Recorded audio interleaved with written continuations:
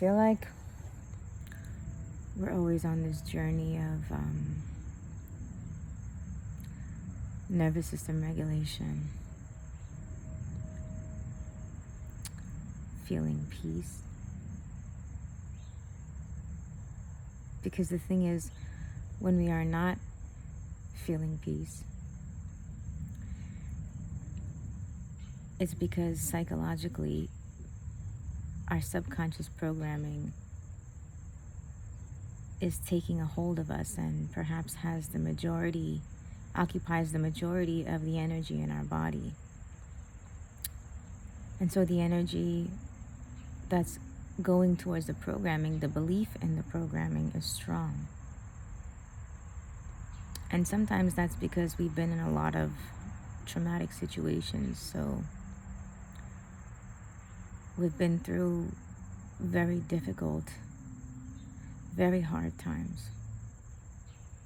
And so the body carries like a lot of this fear, right? Rightfully so, because life is hard. And many people, therefore, who have been through a lot of trauma are on this, especially are on this journey and consciously know they are on this journey of finding relief. They are trying to find relief. And those events and situations and really pain-filled years and even decades are perhaps the greatest contenders for our awakening to our deeper truth. Suffering, pain, trauma are meant to lead us always to a deeper truth. The first question that really loves to arise is why? How could this happen?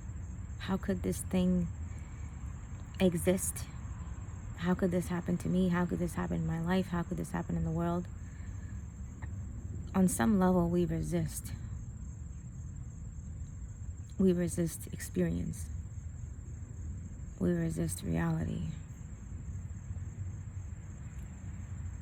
And to the mind, it makes so much sense because we live in a society and we learn and we are conditioned. So our mind is conditioned to know about what already exists, to know about what's normal, to know about what's average or common, at least from our experience. And so then when something traumatic happens, either in our personal life or in the world that affects us personally, the mind that has become conditioned to our environment and our experience and everything that we've learned protests and says, how? How could this happen? How could it be? Why me? And so trauma is very good at taking you out of what your mind knows exists or should be, the way things should be, the way your family should be, the way your upbringing should be, the way the world should be. And when things don't match what you know, what your mind knows, there arises suffering, right? Because the mind is protesting, the mind is warning, the mind is finding danger, perceiving danger. As in, this thing doesn't match what I know. This thing doesn't match what you know. And so when something doesn't match what you know, you have to go deeper into your own heart, into your own vessel, into your own soul. And the deeper you go, the more you realize that knowing doesn't really exist. There isn't an intellect. down here. The deeper you go, the more there's just a oneness with everything.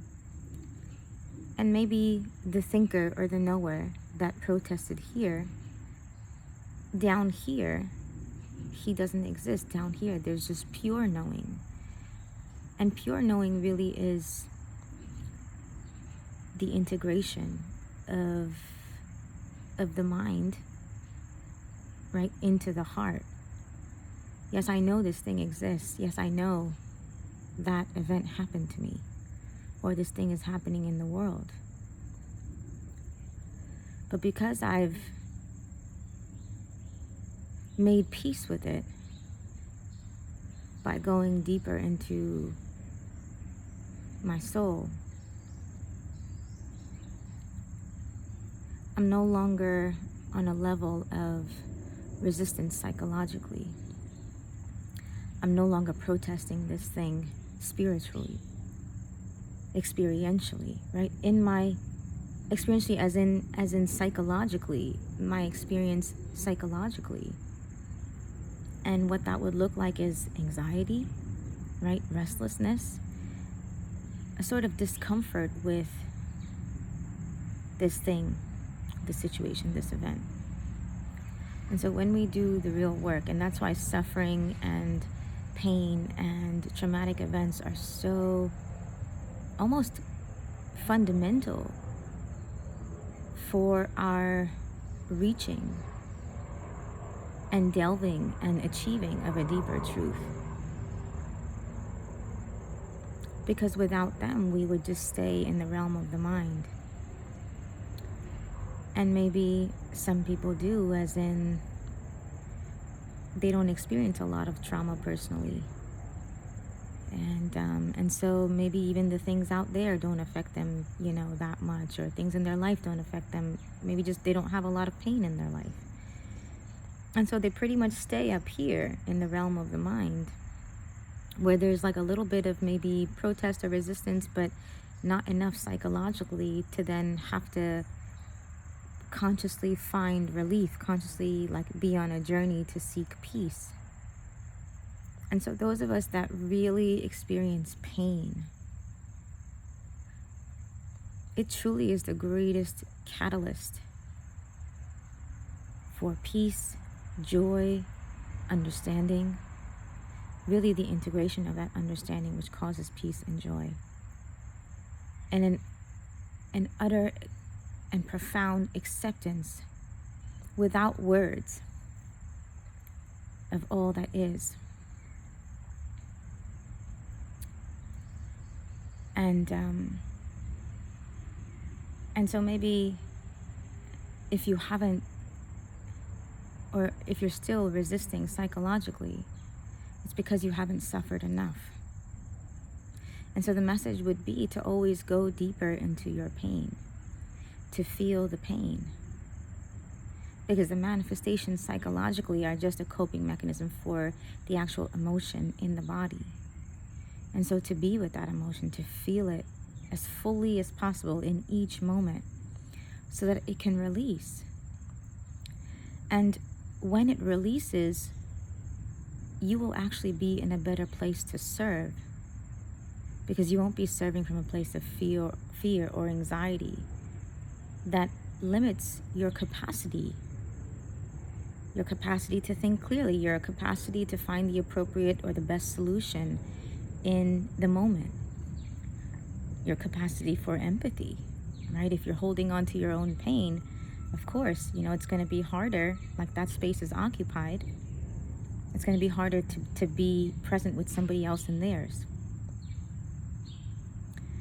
And so to be with your pain, fear, emotions, recurring thoughts,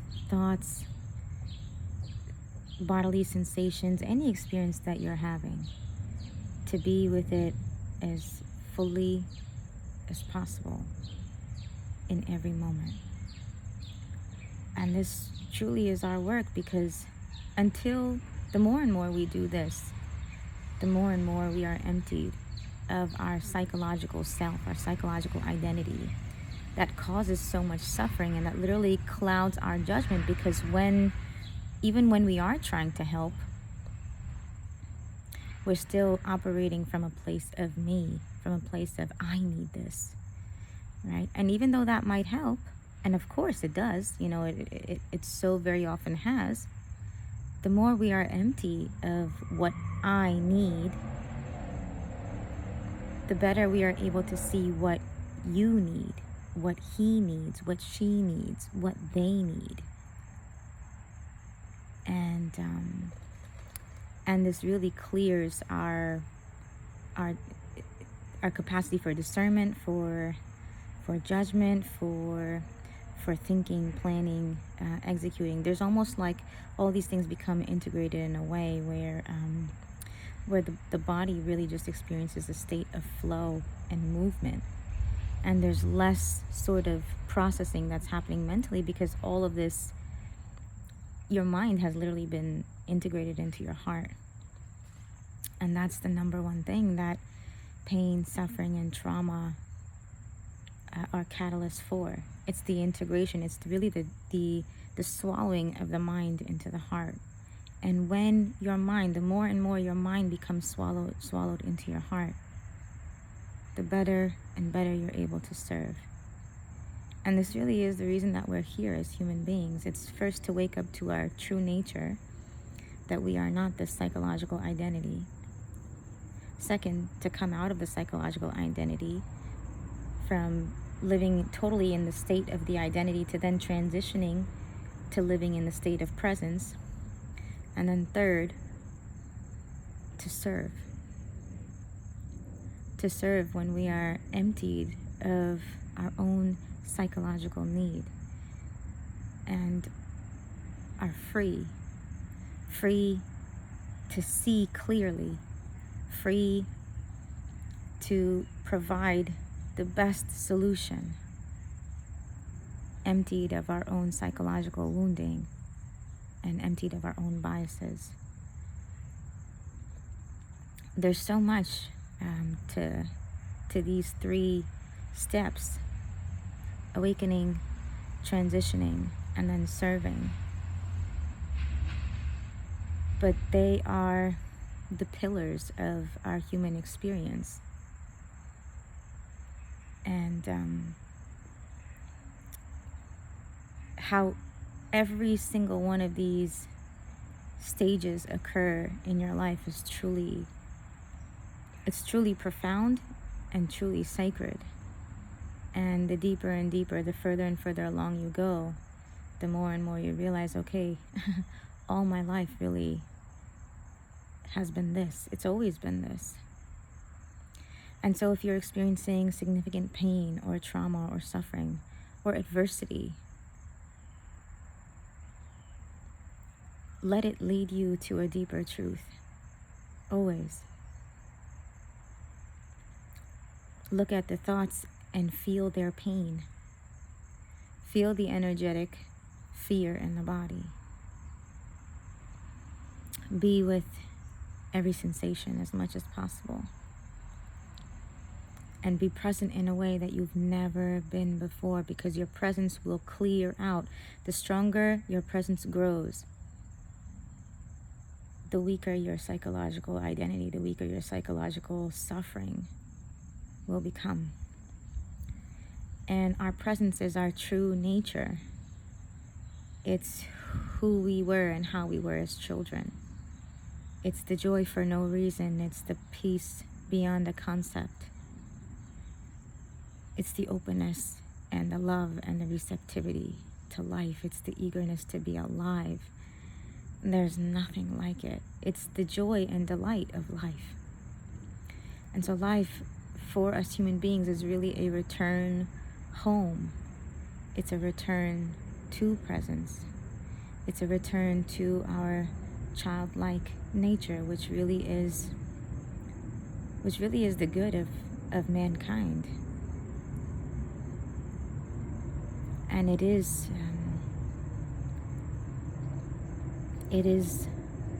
the apex of humanity. It's living and leading from the heart and serving from the heart. And the more you come out of your mind, the more that you're able to do all three of these: live, love, and serve from the heart. It's just a matter of having the earnest desire to go deeper, to awaken to what you truly are, then to make the transition to presence, which is the most difficult transition that a human being makes in his lifetime. And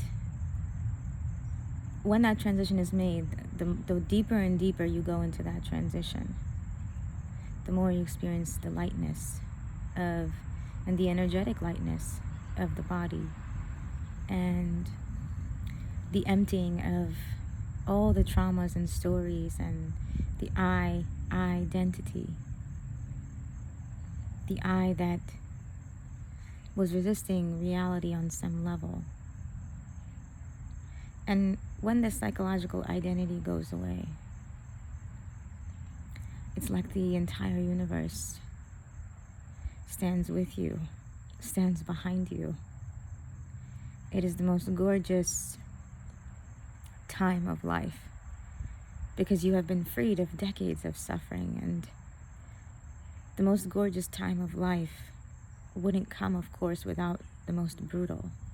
And so this transition is the most difficult process that we endure as human beings. Often takes years of just concentrated sitting, of being present every moment with every experience that is happening. And so it's no wonder that it's this transition that you must go through in order to do your true work in the world, in order to serve from your heart. Whereas before, maybe you were serving primarily from the mind, from your own neediness, from your own story, from your own wounding, which is great because it led you to this work, which is great because it got you into the room that you wanted to change. But then for a period of time you experience this transition where it's a lot of isolation and being with yourself, because the revolution will not be televised, because the revolution is inside the mind. And so when you come out of this transition, you find yourself walking into that same room very often. But now your relationship is completely different. Your inner experience is completely different. Every moment is completely different. And there's a calm, there's a peace, there's an authority that wasn't here before. There's a stillness and an at ease with everything, even the most brutal things, because you have healed your own brutality. And when you've healed your mind, when you've healed your trauma, you're no longer affected in the same way by anything external, even if that brutality matches what you've encountered or is worse than what you've encountered, because you've healed your psychological mind. And really, the true work that we have to do in this world is healing our psychological mind, because the brutality that you will experience there, which is why they refer to this process as the most difficult transition, the brutality that you'll experience in healing your psychological mind, which is subconscious programming, which is the fear-based mind, which was born out of survival, maybe when you were 2 years old. And this fear has just been accumulating in your body, right? This fear of like, okay, I need to be this way, right? My brain just sort of carries this energy, because that's how I learned to survive at a young age, when, I first identified with my body, and I realized that I'm separate from my mom when I was looking in the mirror at 2 years old. And then many, I statements and thoughts sort of piled onto this, root identification. I am a girl, I am, 2, I am Christian, I am Muslim, I am kind, I am an athlete. And then you get a little bit older, I am married, I am a mother, you know. And so the identities just keep on continuing, but internally there's a fear, and that's the thing that we don't recognize. It's the fear that sort of latches onto these external identities as an attempt to feel good enough, to feel okay, to feel safe. And it's really this fear that you come to terms with, this root fear, which is like literally all the fear in the body. It's just, we could group it as one like force. It's this force that's literally controlling your behavior, controlling, regulating or dysregulating your nervous system, controlling functions in your body like sleep, digestion, heart rate, you know, all these things that really like you are being controlled by your fear, by the fear that has been accumulating in you your entire life. And so spiritual awakening, or you know, this transition of living from the identity to then living in presence, in this transition you come to terms with that fear and you heal that fear. And that fear, of course, doesn't let go easy because it's our survival, right? It's that fear was born from out of our need for survival. And so so when you heal that fear, you really become unstoppable in the very ways that you struggled, because that's really all you have to overcome and conquer in your life: your own battles, your own struggles, your own traumas, your own pains, your own sufferings. And when you do that, you're able to handle anything. You become unstoppable because you don't have those weak points, right? And so you can now go into the world and see people experiencing extraordinary suffering. And of course, like, you know, it can still bring emotion and, you know, and even deep, you know, deep feeling of, you know, like empathy and, you know, and grief and sadness. But it's not causing the psychological suffering, the psychological rumination that you've carried, that you've experienced your entire life, because you've healed that. So now the strong emotion that you can feel when you see suffering, or even when you experience it yourself, it passes more easily, right? Because your body has been cleared of the coping mechanisms of the mind. So now when you feel something, when you have an experience of emotion, you feel it fully and you're able to release it and then move on to the next moment. It doesn't stick. It doesn't stick and then form like this entire pattern in the mind, this thought loop, or, you know, this, you know, its own personality or its own coping mechanism, however, like it can manifest in the mind, right? However fear or pain can manifest. And so because you've done the work of clearing out like your mental energy, right? You now return to the body where you're feeling emotions, even difficult emotions, but they pass. And you stay clear, you stay free, and you become a being that can experience extraordinarily, right? That can, you know, experience all different kinds of things, all different kinds of emotions, have different experiences of emotions, but then just be, right? Just be, still be at ease, still be at peace.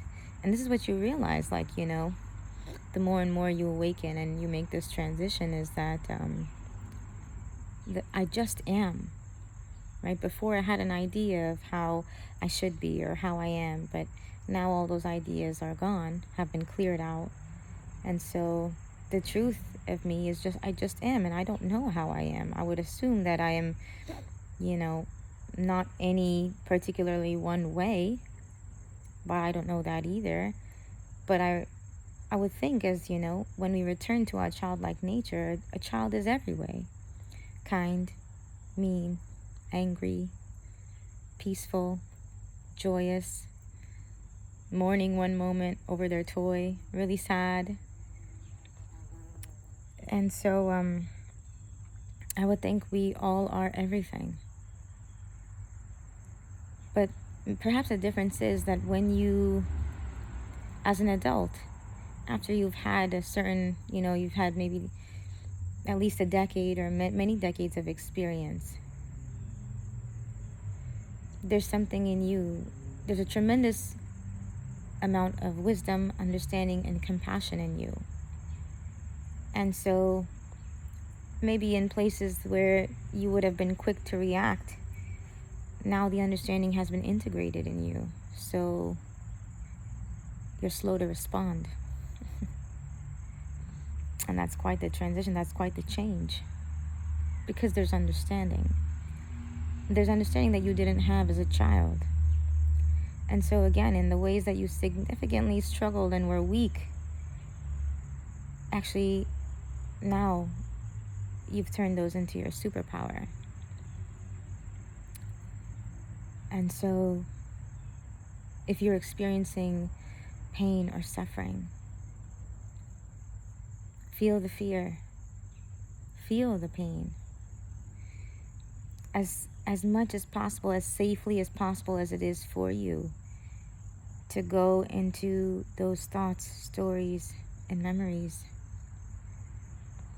and they will come up naturally, right? Everything that you need to awaken into your truth is provided for you. So whatever experience you're having in the moment, just be with it. Notice it. Notice any sensation in the body. And your presence will grow stronger and stronger. And your suffering will grow smaller and smaller. Until maybe we cross a threshold where there's so much joy. There's a joy at least for no reason.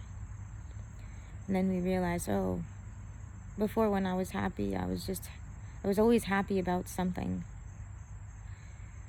But now, maybe I understand how kids are. They're just always happy. It's a deep joy. It's beyond happiness. It's a joy for life. It's a joy of being alive. But you've got to do the work to earn this back, even though it was your birthright. Somewhere along the way you lost it. And so to come back into feeling and into just being, and the rest will take care of itself, and life will take care of itself. It already is, and it always has been. And that's one thing that you get to see more and more, that I thought I always had to think and execute and plan and everything and strive and try and until I died. But now I know I don't need to.